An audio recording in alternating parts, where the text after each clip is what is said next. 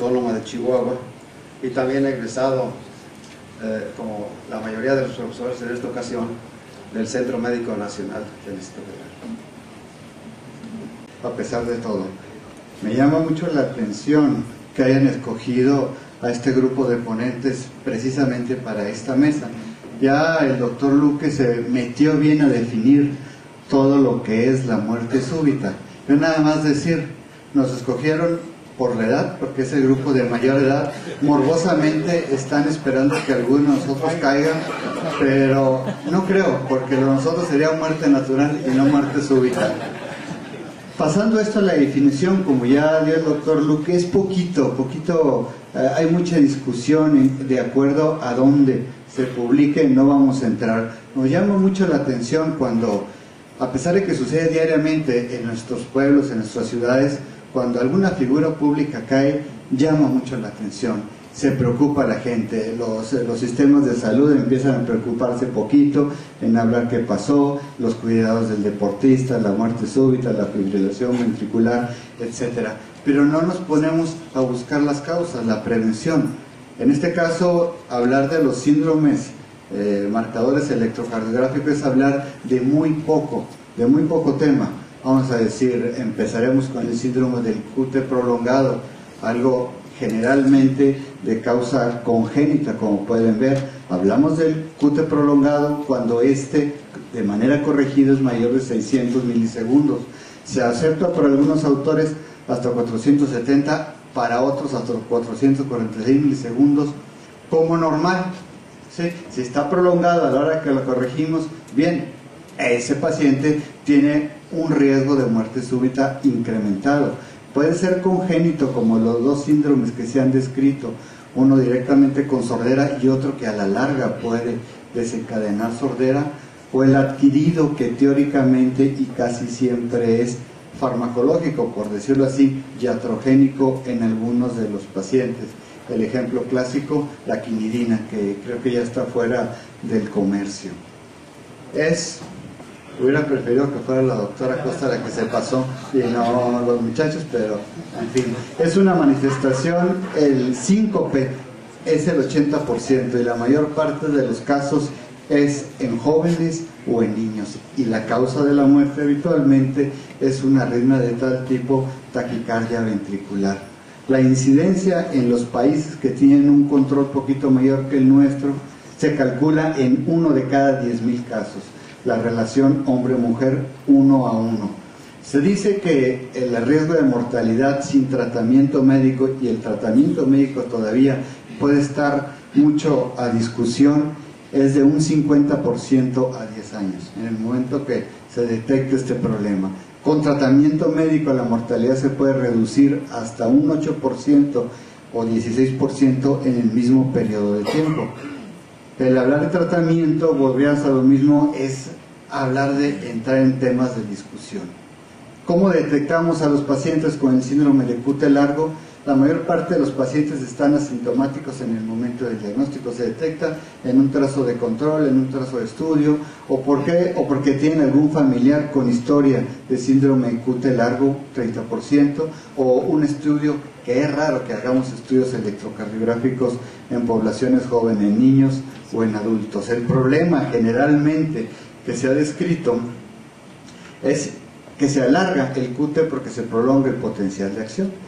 Se dice que se genera un aumento en las corrientes de entrada de los iones de calcio y de sodio, y una disminución en la salida de estos mismos elementos por defectos congénitos a nivel en los mecanismos de entrada y salida de estos, y van a prolongar el QT finalmente. Hay algunas morfologías que se han descrito, ¿sí?, como el QT en estos tres casos, en donde el inicio de la onda T es lenta y el final es rápido, con una base ancha, la onda T con una doble joroba, o una onda T que en algunos casos me ha tocado verlo, se ha llegado a confundir, o algún médico dice que se trata de una onda U, pero vamos, una onda U en todo el trazo electrocardiográfico no tiene nada de lógico ni sentido.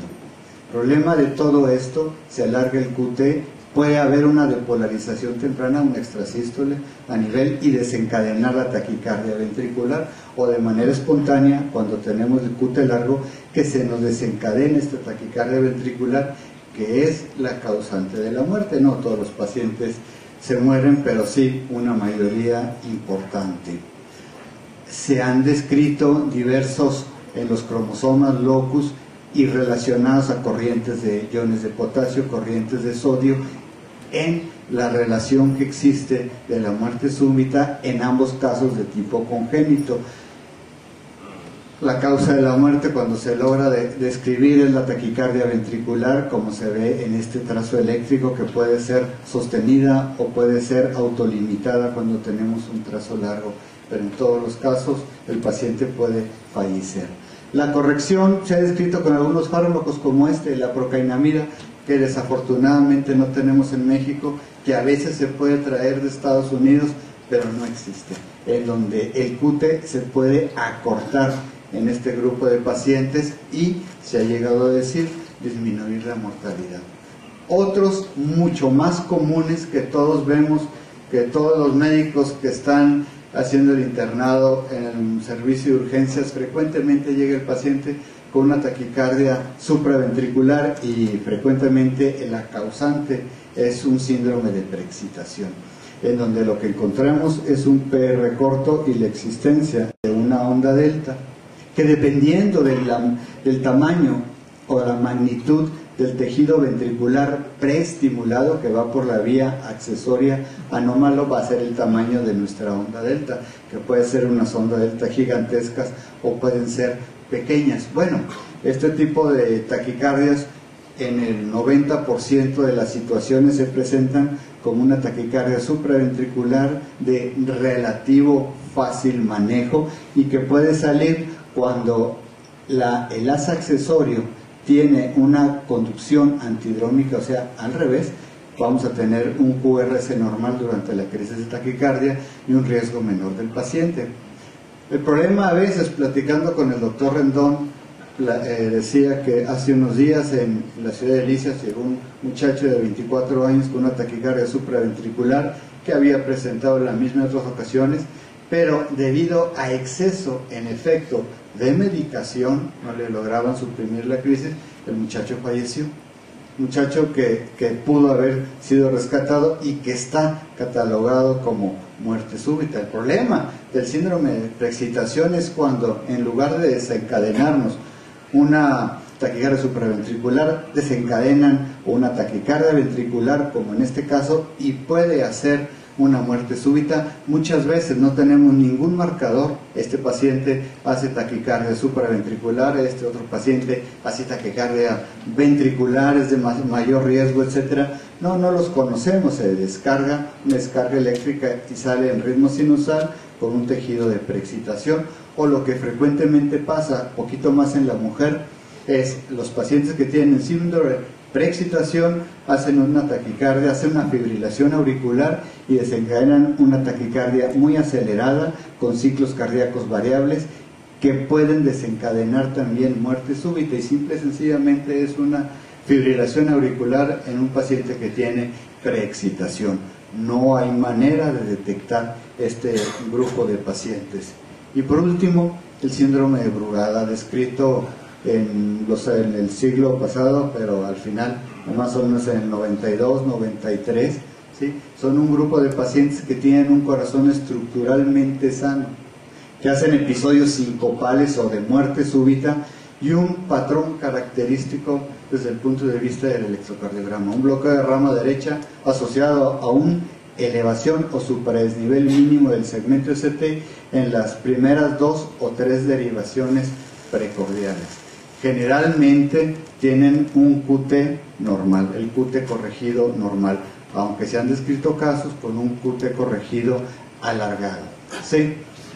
Aquí hay un desbalance, se dice que hay un desbalance entre el sistema autonómico parasimpático y el simpático, con incremento, ¿sí?, del tono vagal y disminución de los agonistas simpáticos que tienden a supradesnivelar el segmento ST. Aquí tenemos un trazo electrocardiográfico, donde tenemos las derivaciones estándar, donde tenemos la morfología RSR' y el supradesnivel del segmento ST en